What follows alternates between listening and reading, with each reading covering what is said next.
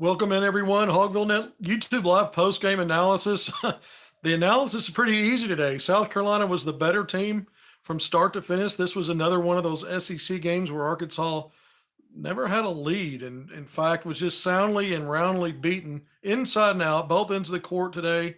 Coming off a 1-point home win to get off the mat in SEC play after starting 0-3. The Hogs lose today to the visiting South Carolina Gamecocks. Final score 77-64. South Carolina led most of the second half by double digits, led by 12 at halftime. Built a couple of 19-point leads there in the second half. Tremont Mark did hit a couple back-to-back three-pointers there in the second half to get Arkansas within 7. And then immediately South Carolina went on a run to get it back to double digits.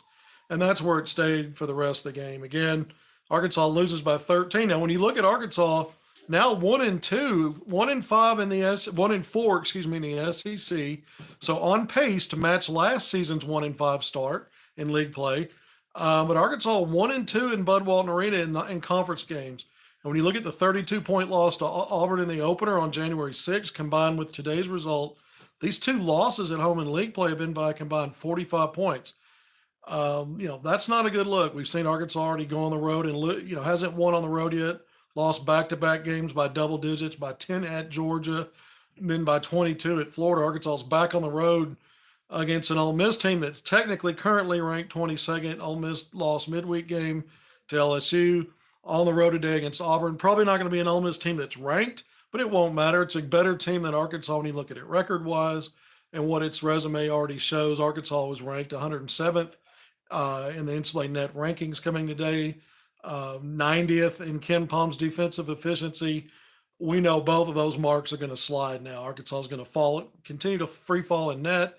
And the defense, it was just awful today. This is a bad Arkansas team. There's just no other way around it. I think the one saving grace to get a win against A&M at home was the fact that A&M has its own struggles offensively and relies on kind of a guy like a Wade Taylor the fourth to play a little hero ball, and it was he and Tremont Mark going back and forth. And in a game like that, Arkansas was able to match and hold serve at home. Today, South Carolina's offense, inside and out the ball movement, you didn't see 4 shots. You saw really good shots coming in. And whenever the ball's moving against a poor defense, where there is very little resistance in the paint, at the rim, closing out on three-point shooters, rotating, it's just pick your poison at that point. Carolina played a chess game where Arkansas was playing checkers.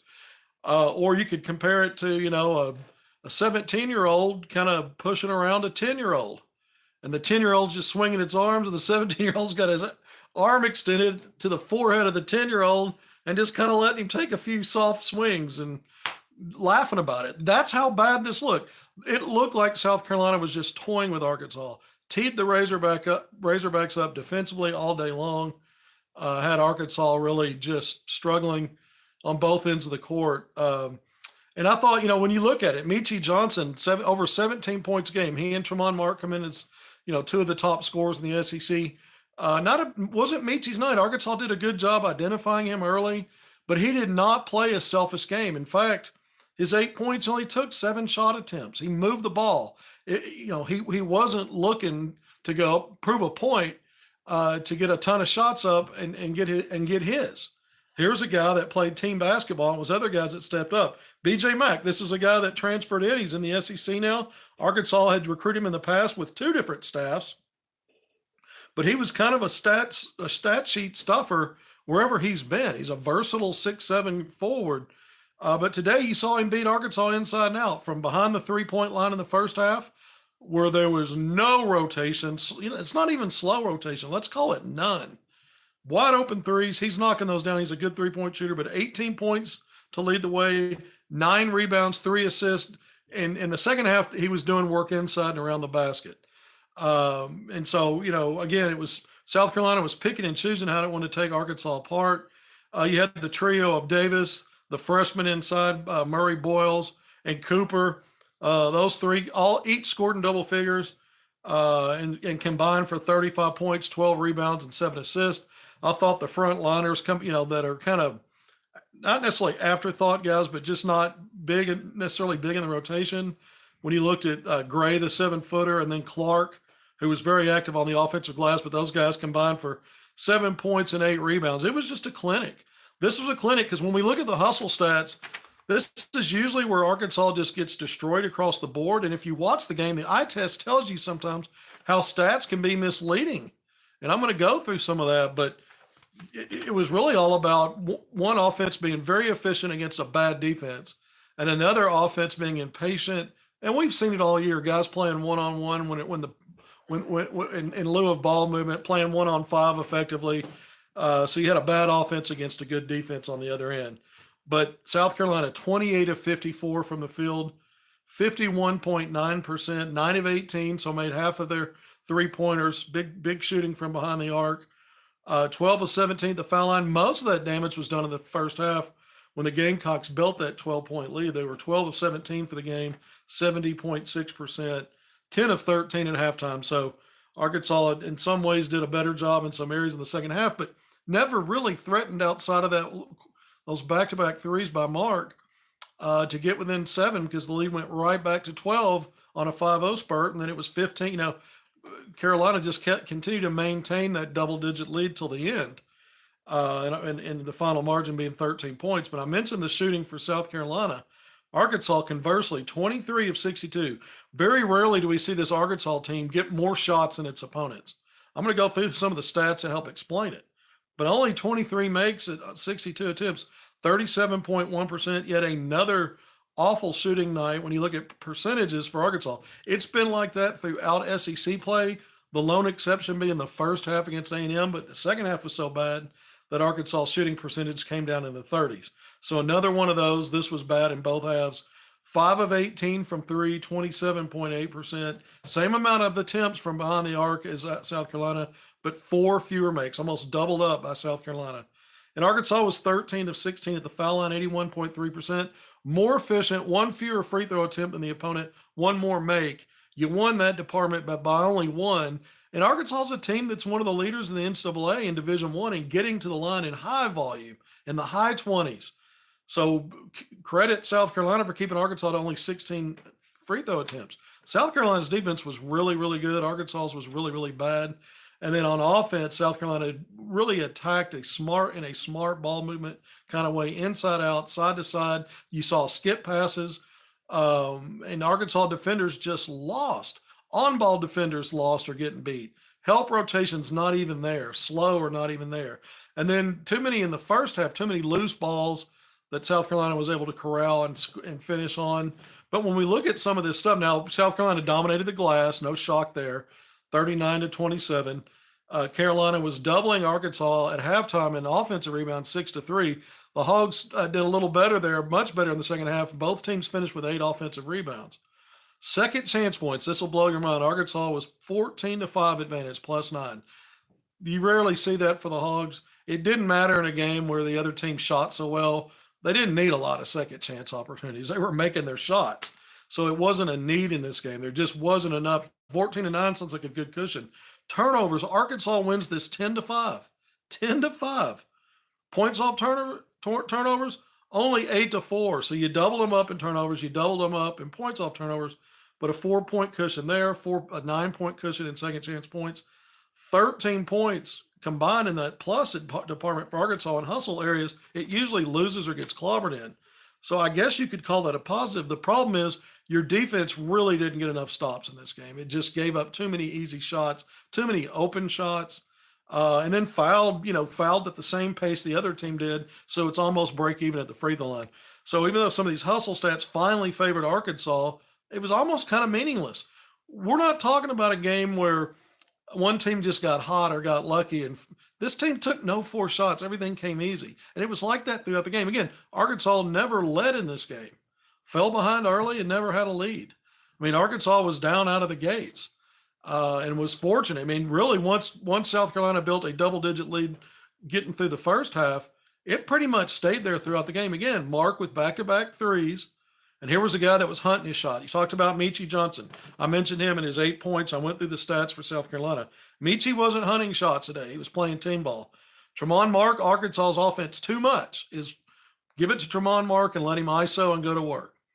And we saw Carolina do a really good job of getting in his face, staying in his face, and shutting him down in the first half. Mark finally got untracked in the second half. And he ends up 6 of 13. It's not a terrible percentage, but he started 1 of 6. And again, Arkansas is compromising any kind of ball movement the way it plays, trying to run so much through Mark, because everybody's just kind of standing around watching to see what he's going to do. And there's not enough coming off his hands in the way of helpers. Now, this was another game. He finished with 18 points, 6 of 13 from the field, 2 of 3 from 3, made all 4 of his free throws. But it was too little too late. The game was really effectively, after he hit those back-to-back threes, that did help Arkansas. But he has one of those low production games when you look at everything else. I just wrote about the fact he'd been increasing his rebounds, his blocks, other things. 2 rebounds today in 32 minutes. 2 rebounds.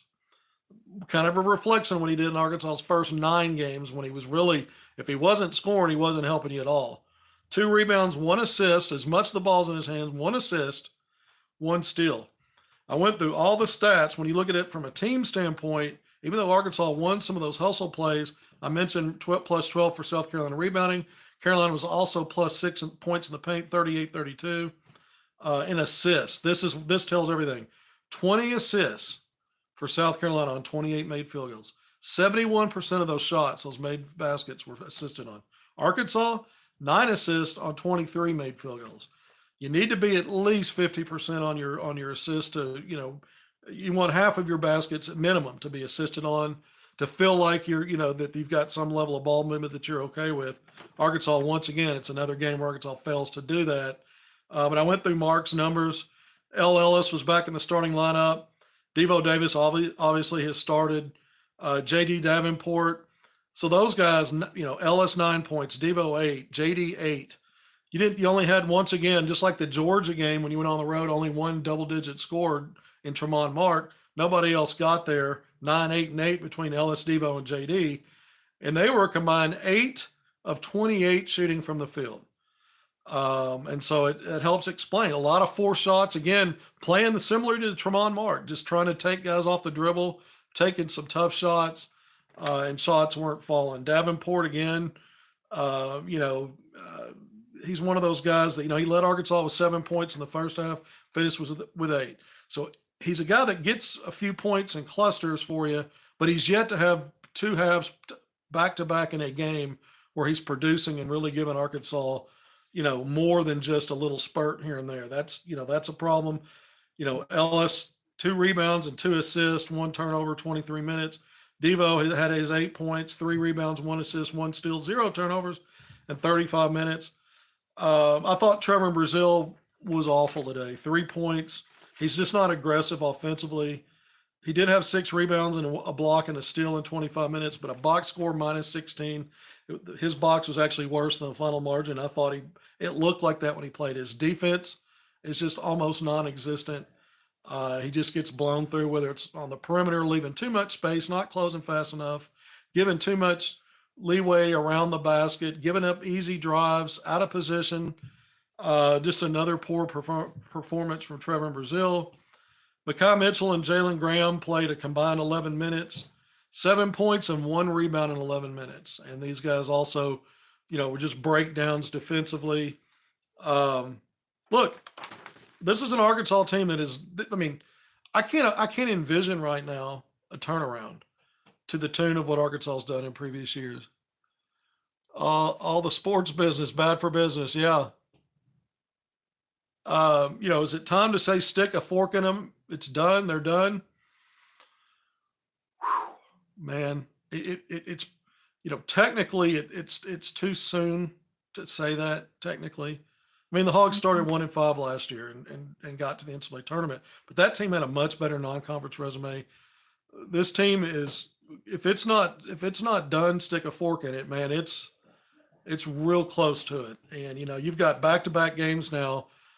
Ole Miss on the road, that's a quad 1-win opportunity. It's an Ole Miss team that started great. The reality of SEC's caught up a little bit, 2-2 in league play. They'll get at Auburn today. Probably going to lose that. And so we'll see. You never know. But Arkansas's got to go on the road for that. And then they come home. By the way, college game day for the first time ever will be at Bud Walton Arena, and that's next Saturday for the Kentucky game.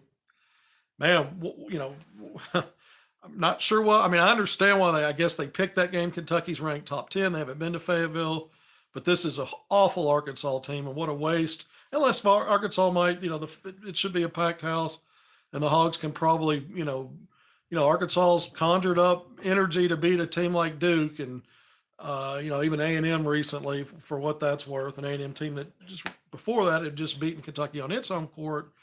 There are no invincible teams in college basketball, so who knows? Maybe the game day crew being there is an extra shot in the arm, and Arkansas finds a way. But with these next two games coming up, I can't predict a win in either one of them. In fact, if I'm asked to make a prediction, I would say 0-2 is the most likely, 1-1 being the next probably ceiling, and 2-0 not being imaginable from this vantage point. And so, having said that, Arkansas's maybe looking at another 1-5, potentially 1-6, which would be the worst start for a Razorback team under Eric Musselman.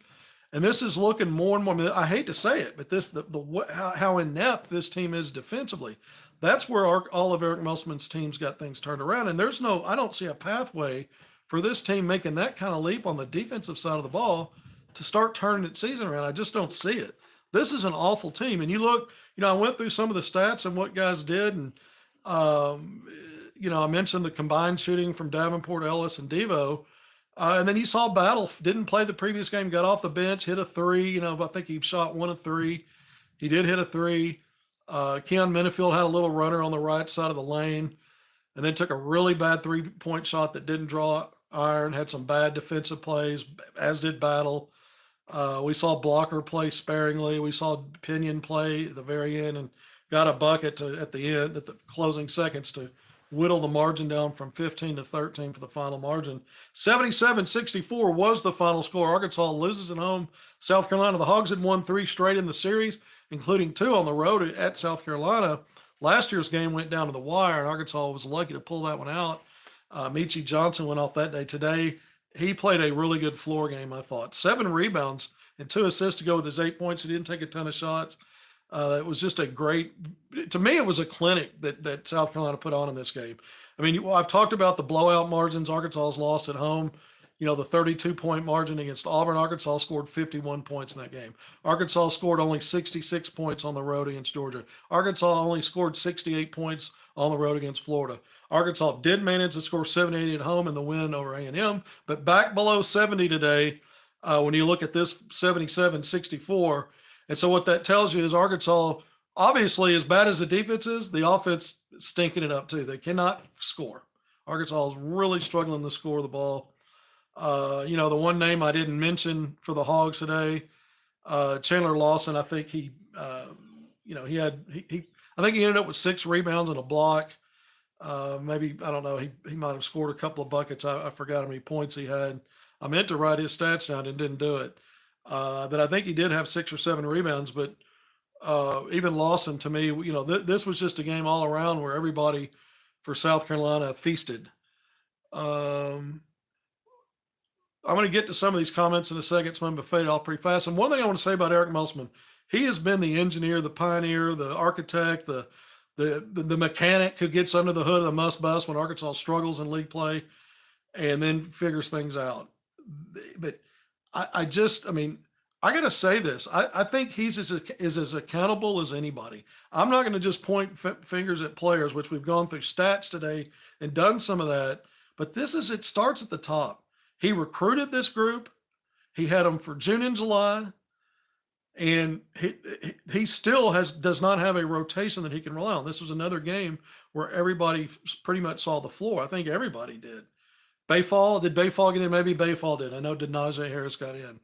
So just about everybody. And I see a team that's not bought in. I said that two post games ago in after the loss to Florida.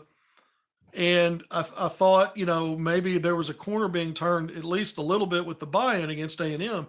But today, Arkansas looked listless on top of South Carolina in looking like it was all about business. Arkansas did not look like it was about business. It was a listlessness on this team, and we've seen too much of that. I'm just not seeing buy-in. How can you be so bad defensively? So much about defense is effort and communication and just having a will to win a matchup or win a possession. And you got to have that collectively. And even Arkansas's perceived leaders coming into the season just have not carried that torch. And you got two SEC all SEC projections coming in preseason that have been anything but that. I mean, we've got players on other teams that are not even starters who outplay some of Arkansas's key guys when they're on the court and matching up. You can't have that and expect to have a good season. Arkansas's 10-8 overall, 1-4 in SEC play. This could be a losing season. Arkansas hasn't had a losing season. You have to go back to the John Pelfrey era. And when you look at, I think that team, they went 2-14 in league play, had a good record in non-conference. I don't know if it was a total losing record. I got to go back and look at the overall record. Did that team go 11-1 in non-conference? Yeah, so that team did have a losing record, just simple math. But 2-14 in league play, the worst ever for an Arkansas program. Could the Razorbacks be looking at something similar? Maybe not that bad, but does Arkansas get 4 or 5 wins? I mean, it's fair to bring that up.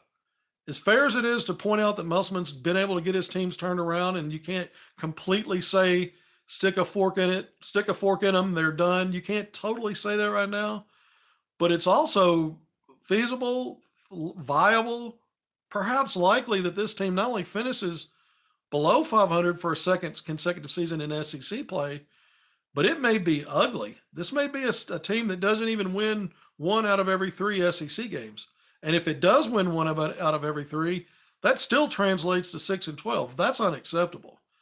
That's unacceptable. And so, to get to 6-12, Arkansas would need to finish, 5-8.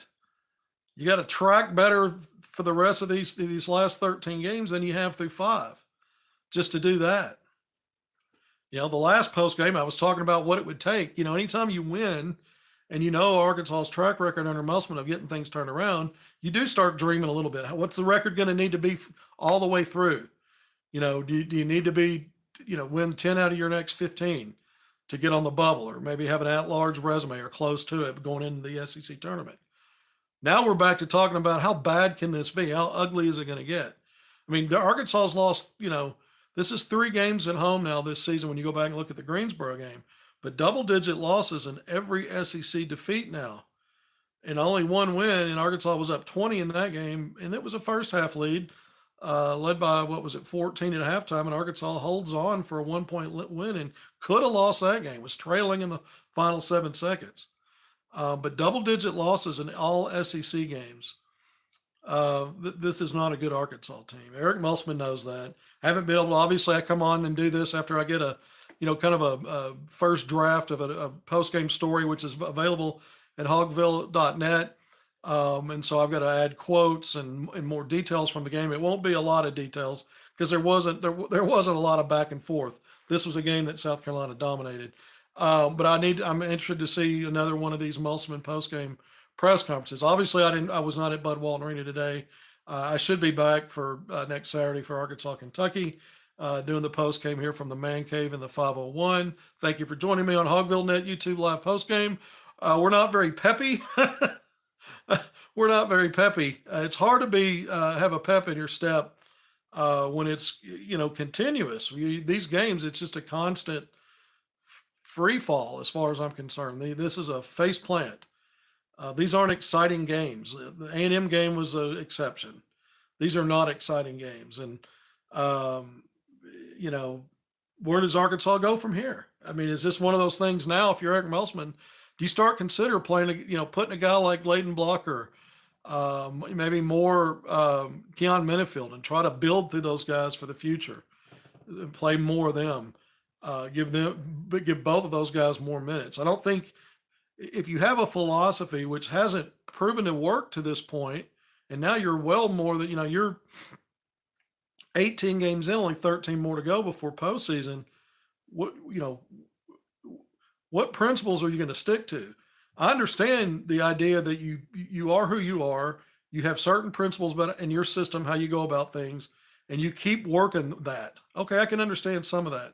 But personnel wise, I'm wondering now, is there a point where you say, okay, I'm going to start rolling with some young guys and they're going to have a much bigger, you know, have their hands more and more on what we're doing on the court?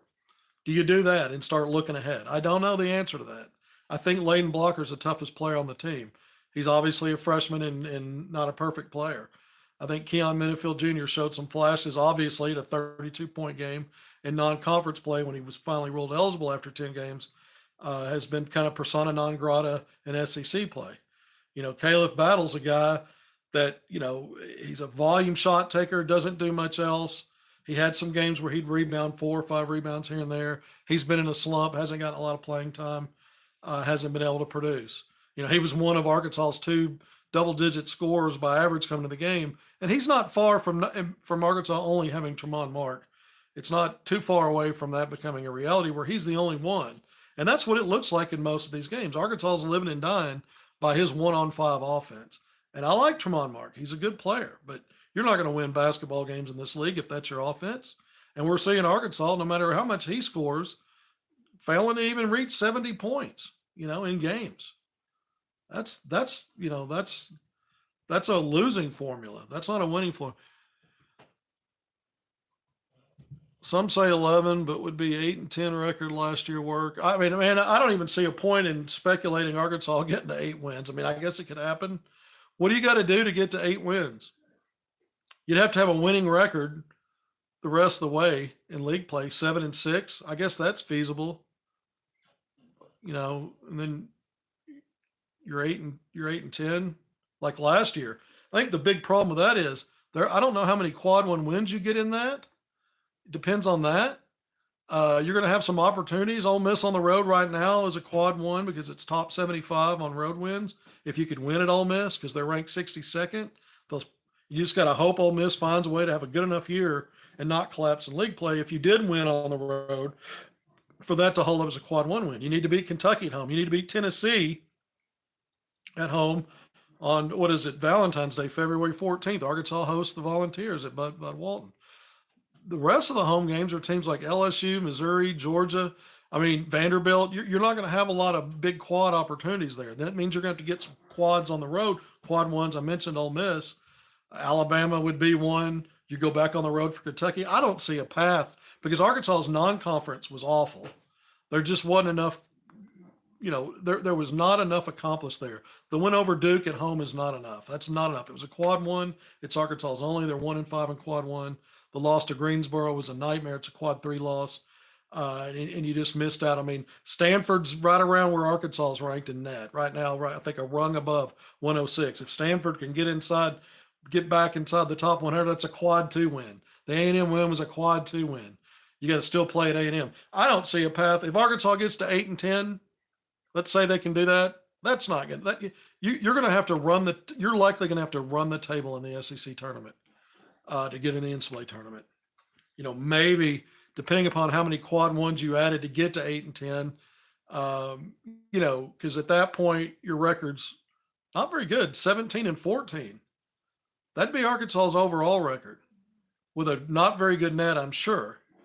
Yeah, I mean, I just don't see a pathway right now, barring what we said the other day, maybe going 10-5, 11-4, but you've already lost a game there. So you've still got your margin of error tightens up. If you still need 10 or 11 wins going to the SEC tournament, it means you can have fewer losses at this point. You know, and you know, is Arkansas, does anybody see 10-3 on the horizon? 11-2?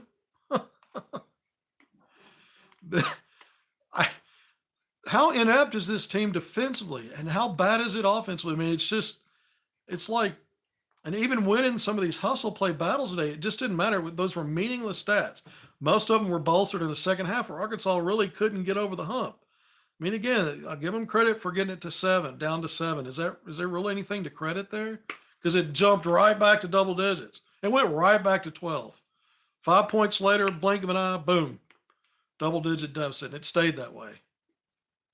Game over. I mean, it's too soon to say this season is over, but when we start breaking it down and looking at what Arkansas has ahead, what's on the schedule, I don't see it. I do not see it. And I think Eric Musselman can still get something better from this team. But how much? How much? What is it? What does that mean when we start talking wins and losses? Because now you're getting to a point, you're dangerously close to every game's a must win.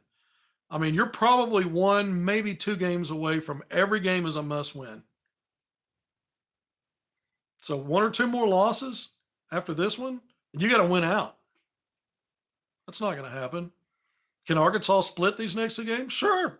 Hell, they could win both.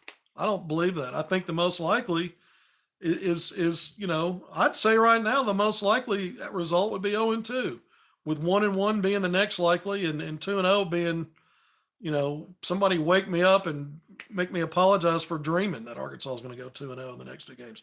That's sarcastic. It's awful to say that because you never know, and Arkansas has turned things around when you didn't expect it. They're just so bad everywhere, and the individual pieces, there's talent there, but I just don't see any buy-in. Again, that goes back to Eric Musselman too. He's as accountable as anybody for this. Absolutely. Thoughts on College Game Day coming next week? I think it helps Arkansas in a sense, because I think it's anytime Kentucky's coming into town and it's on a Saturday, you're going to be trying to get recruits in.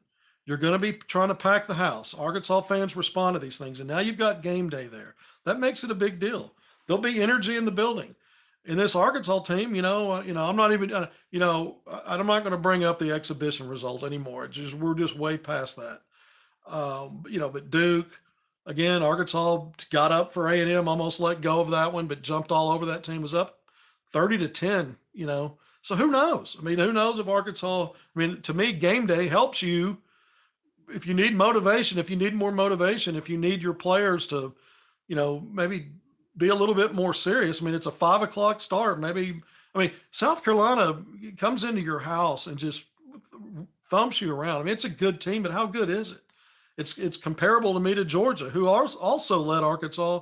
It was a home game for Georgia, but led Arkansas double digits most of that game, and Arkansas never led. Now, Arkansas did fight within 3 points within like 5 or 6 minutes before losing by 10, which was the halftime deficit. So Arkansas actually probably played a better game that night than it did today. But those teams are comparable to me, Georgia and South Carolina. These are world-beating teams. They're good teams. And they're probably both got on a good trajectory and a real great shot at making the NCAA tournament. But not as high-seeded kind of teams. Not as, they're fringe. And Arkansas is not even that. Arkansas is not even an NIT team. Arkansas doesn't look like that to me. They're in trouble, man. The Razorbacks will remain in trouble.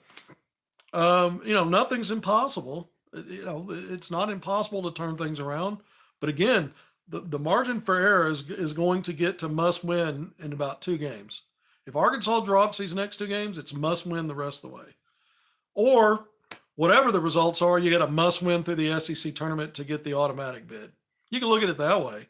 I mean, hell, Arkansas could lose the rest and win its way, 5 games to the SEC tournament and get to the dance that way. I mean, I guess I'm pushing the sarcasm button today. It's HogvilleNet YouTube Live post-game analysis. We appreciate you joining us. For those who have and gutting this out. Yeah, I mean, must recruited shooters. Safe to say Muss will go after some big bodies. I mean, you look at Arkansas. I mean, he held on to what he had from last year in Graham and Mekhi Mitchell. He held on to those guys, and I think it's safe to say right now that bet, that gamble, that decision might not have been the best. I'm not saying that the quality of the individuals, but how the other pieces he put around it, and maybe what he envisioned how that was going to work, obviously hasn't panned out. So maybe that wasn't the best way to go. I'm still not sure where Trevor Brazile is other than not playing well. I don't know how much of it's mental coming off knee and then the ankle injury. He was playing better before the ankle injury. And we know that. We know that. He had the big double-double in the win over Duke, 19-11-2 against Furman. He scored in double figures and was having a good game before he turned his ankle late in that one, came off the floor. Now, he came back for the Oklahoma game the next game, but he played a series of games, very ineffective, limited minutes. His minutes have gone up. He did have a double-digit 12.8 rebound game recently. It's just, a few games ago, whatever, handful or 6, these last few games, there have been little, moments of wow plays here and there, but just a dreadful defender like the rest. Uh, Thanks, Kevin. Cheers. Yeah, cheers. Is someone having? Is it happy hour somewhere? It's Saturday. I guess all day is okay to get started and get going. Is it possible that we would win another game the rest of the year? Yeah, it's possible we can win another game. We, Arkansas. Um, I think that's what that comment said. It faded before I saw the last two or three words. Yeah, I mean, Arkansas's in trouble. If again, you're one or two losses in these next two games, maybe two. Maybe after the next game, if Arkansas loses at Ole Miss, it's still too early to say every game is must win. But if you drop these next two, the rest are. That's just it. You got to win them all, and I don't envision that. Um, and I don't know. I mean, so let's say Arkansas is what 1-4 now. You start 1-6. Do you have to really win them all? No. But every game is must win, must win, must win, must win. And then you might get to a point where you could afford a loss. But for a long period of time, it's going to be a must win situation. And so I know I'm kind of correcting myself there, but you get the point. I'm trying to make a point here. Arkansas is really close. These next two games are quad one win opportunities, by the way. So you're going to run out of those eventually. And there's only three of those left at home. These, when you count, there's only two of those left at home when you count Kentucky and Tennessee. The rest of them are not quad one at home. So you're gonna have to, you're getting to a point now where you've got to find ways. And how do you cobble it together? I just don't know. Texas A&M is a too small of a sample size of success in league play in 5 games. And again, Arkansas staring at 1-5 for a second consecutive season. Arkansas started 0-3 for the second time in the last 3 years. It's just an annual tradition of bad starts, but this was a bad November, not a great December. The resume speaks for itself. Arkansas is what the record says it is: 10-8, 1-4. There's no confusion there. Last year, Arkansas was dealing with injuries, significant injuries. Trevor Brazile was a much better player in the 8 games that he played in. And we could say, well, he never had to deal with the SEC live bullets last year. No, he didn't. But over in Maui against San Diego State, that monster game of 28 points, 9 rebounds, helped Arkansas win that game overtime. He had some really good games, and Arkansas had a really good resume when he was on the court. That team only had 1 loss when he went down in his 9th game. And so early, again, that was against Greensboro in a game Arkansas had to gut it out. But he's not even close to the player he was before injury. So in Arkansas, we know didn't have Nick Smith Jr. for most of last season. And when he did play, he had some big games that helped Arkansas build a NCAA tournament resume. Anybody that tries to slight his contributions is kidding themselves. Go back and look it up. So that team had some excuses, some legitimate injury excuses, some youth stuff, and it got better by postseason. And that's really what we remember, right? Arkansas got to the Sweet 16. I've seen no evidence in any section or part of this season, November, December, now January, where this team is telling us we can consistently do something well here. And this was a team, when we look at block shots, one of the best in the country. Block shots really helped Arkansas against A&M. Today, a 3-1 advantage. That was it. So Arkansas was scored on at will, and most of, there were some challenges. I saw Arkansas defending inside at times and would have a fairly good defensive possession. And every time they did, they'd give up a loose ball rebound, on offensive rebound, a second chance. So even that was foiled by their inability to close out possessions. That's why I just don't see a path really for this team. Kevin, this team, it looks like a team that doesn't give effort and is disconnected. Look, I call it buy-in, lack of effort, lack of buy-in. I think Arkansas's chances of getting Terrion Burgess are great. Someone asked about recruiting. Class of 2025, national top 35 guy. Been in Arkansas, has been on campus a lot, been in a lot of games, football and basketball. And I think Arkansas's in great shape with him. I really do. Based on what, things can change, but I don't think what Arkansas is going through now is what would impact that. I'll put it that way. And a very good player. You said 6'8", 6'9", he's 6'9". Combo forward, he might be out of shoes. He might be 6'8", but in shoes, and they play in shoes, he's at least 6'9". but very good player. But in high school player, we know Musselman does not prefer to go that route. Typically, there are some exceptions. There have been exceptions, but typically, I mean, outside of Moses Moody, Anthony Black, Jordan Walsh, and Nick Smith Jr., typically his freshmen uh, don't get a lot of run. Devo Davis and Jalen Williams finally did at about this point in the season when Arkansas was 2-4 in SEC play. Finally, Musselman injected them into that top rotation, and that meant all the difference in the world. Something I was clamoring for and even tweeted about, controversial tweet. Some of you might remember it. A lot of hate over that one, but I was spot on. And Eric Musselman figured it out. I don't think he hasn't much where to turn now. But I mentioned earlier in this post game that maybe Leighton Blocker should be getting more of a role, maybe some more run. Picked wrong transfers. People are asking pick wrong transfers, pick shooters. To some degree, that's true, but he's always been able to get guys to buy into what's going to be important for their own success, to let go of some of these, me first ideals and embrace team concepts, including especially defensively, because you don't have to be the most talented people to play a good collective defense. Yeah, you can be completely inept physically and athletically, but Arkansas doesn't have that problem. They've got a lack of toughness and physicality. That is an issue. But you can still be on time. You could still close out strong. You could still show effort. You could still get down and dirty in the blue collar plays, dive into the floor, get into loose balls. You don't have to be the most talented player to do that. But some of these teams don't even match Arkansas talent wise, and the eye test tells you that, are kicking Arkansas's ass in these hustle play departments, 50-50 balls. I mean, that's effort. That's what I talk about buy-in. When you're buying in, look at South Carolina today. That was a very good basketball team, not because of the sum of its individual parts, because everyone's playing together. Have we seen Arkansas really do that? I mean, I thought against Duke, Arkansas did a good job for the most part of doing that. Had a late collapse, but held on for a 5-point win. Outside of that, in the regular season, no, and not for two halves. Carolina was playing chess for both halves, and Arkansas was playing checkers. Baseball season yet? That's a great comment.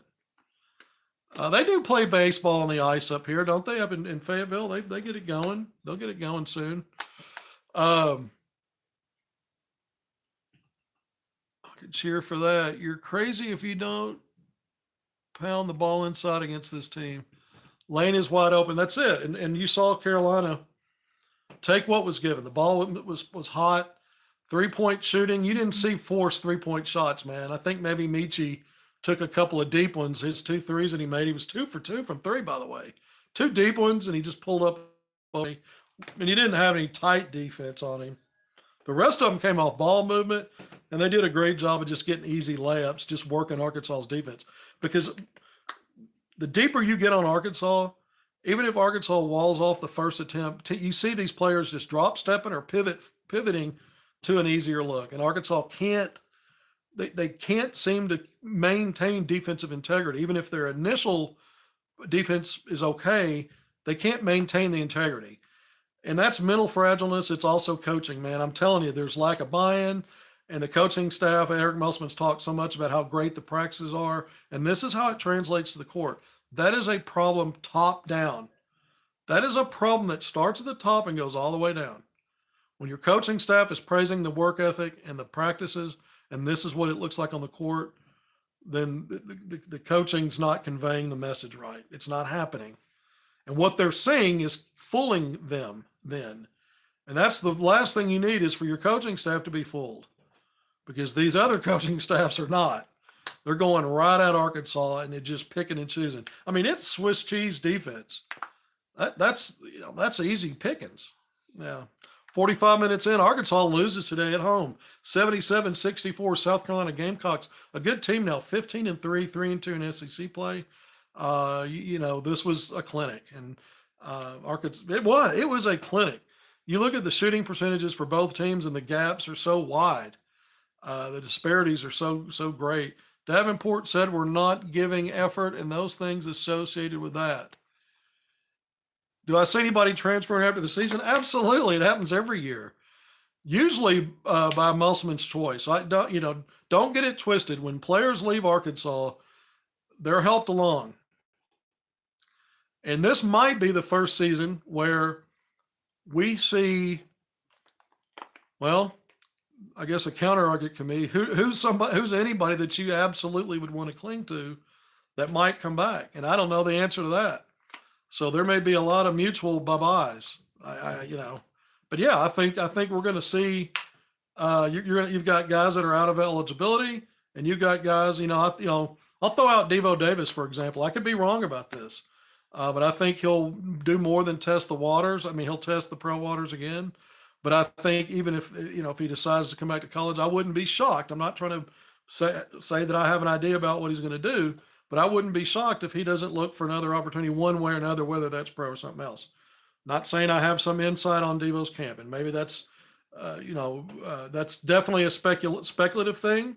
But when I look at everybody's body language, I'm not sold on anybody being sold or bought into what's going on up there. And that is a major problem. So why would you come back for a fifth year of it? Again, I'm not trying to point fingers at Devo and suggest I know what he's going to do. It's just one of those things I'll throw out there. Devo did some good stuff early in this game. He hit a couple of fadeaway mid-range shots. I thought he did a good job of passing the ball to Chandler Lawson, who was diving to the basket to get close range for scores. So I thought Devo did a couple of good things. Obviously, his shot wasn't there today. After hitting those first two shots, he ends up 3 of 13 from the field. Was not able to connect from three. He usually typically doesn't take this many shots. And so it was just a game where nothing was working for Arkansas. The ball wasn't moving. The ball wasn't hot. The ball was sticky. And guys ended up bailing out the defense with some really tough angle shots and bad shots. And South Carolina forced Arkansas deep into its shot clock on so many different possessions. All right, 47 minutes in. I'm going to wrap it up today because I've become a broken record. I tried to get through some of the comments and did a poor job of that as usual. But I want to thank you for joining me on HogvilleNet YouTube Live for post-game analysis. Unfortunately, it's after another loss. Arkansas drops to 1-2 at home in Bud Walton Arena in SEC games, 1-4 overall in league play. Another horrendous, find whatever adjective you want, start in league play. Only this time I don't see the life raft and being able to paddle back into the shores like we've seen in previous years. I think the hill may be too great for even Eric Musselman to climb this time around, and that's on him as much, if not more, than anybody. All right, signing off. Thank you for joining me on this Saturday. Once again, the Arkansas Razorbacks lose at home, 77-64 to South Carolina. Until next time, see you then.